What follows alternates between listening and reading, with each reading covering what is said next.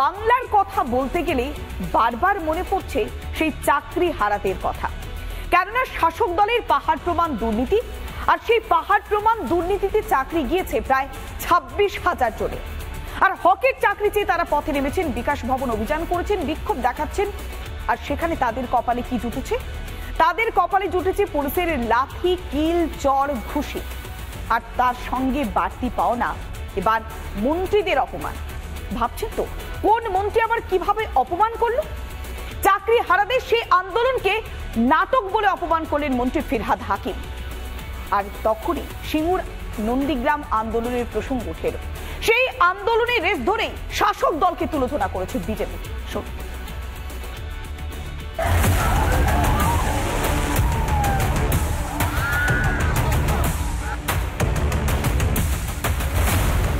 আমি কিন্তু বলার ভাষায় নেই।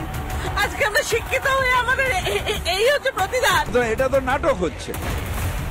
রাজ্য সরকারের দুর্নীতিতে পেটে লাথি পড়েছে প্রায় 26,000 শিক্ষক ও শিক্ষাকর্মীর।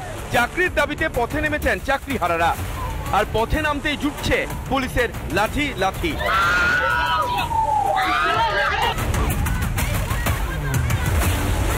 কয়েক মাস আগেও যাদের হাতে সমাজের ভবিষ্যতের বীজ বপন হতো, সেই মানুষ গড়ার কারিগররা আজ রাস্তায়। আর যে সরকারের দুর্নীতিতে পথে বসতে বাধ্য হলেন হাজার হাজার মানুষ, সেই মন্ত্রিসভার সদস্য কি বলছেন শুনুন। মানুষের উপর অত্যাচার, এটা আন্দোলন হতে পারে না। বিচার যে ওনারা যেটা দিয়েছে সেটা একমাত্র বদলাতে পারে সুপ্রিম কোর্ট। বিকাশ ভবনে গিয়ে আন্দোলন করে সেটা বদলানো যায় না। সুতরাং এটা তো নাটক হচ্ছে। ফিরহাদের এই বক্তব্যের তীব্র কটাক্ষ করেছেন।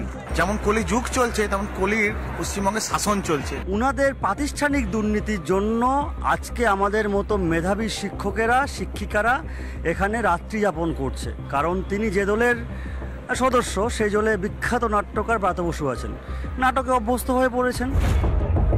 মমতা বন্দ্যোপাধ্যায়ের প্রিয় ববির এহেন মন্তব্যকে তীব্র আক্রমণ রাজ্যের বিরোধী দলের। এরা জীবনের পরীক্ষা দিয়ে কোনো চাকরি পেতে হয়নি তো। যদি পরীক্ষা দিয়ে এসএসসির মতো চাকরিটা পেতেন এবং তারপর যদি চাকরিটা চলে যেত, তাও অন্যের ভুলে, নিজের ভুলে নয়, অন্যের ভুলে যদি চলে যেত, তাহলে অবশ্যই এটাকে আপনার নাটক মনে হতো না। এখন নাটক মনে হচ্ছে সেই জন্য। যারা চাকরিটা বিক্রি করেছে, যারা টাকা নিয়ে চাকরি দিয়েছে, তারা এখন বলছেন যে তাদের আন্দোলন কি করা উচিত। যেদিন 26টা মঞ্চ বেঁধে জাতীয় সড়ক অবরোধ করে সিঙ্গুরের আন্দোলন করেছিলেন মমতা বন্দ্যোপাধ্যায়, ফিরহাদ হাকিমও তার সঙ্গী ছিলেন, সেদিন মনে হয়নি? ঘুঘুর বাসা এসএসসি, আর তার খেসারত দিচ্ছেন প্রায় 26,000। হকের চাকরি চেয়ে পথে নামা আন্দোলনকারীদেরও কটাক্ষ করতে ছাড়ছেন না রাজ্যের মন্ত্রী। দুর্নীতি থাকতে দোষারোপ আর লাঠি ভরসা শাসক দলের। রিপাবলিক বাংলা।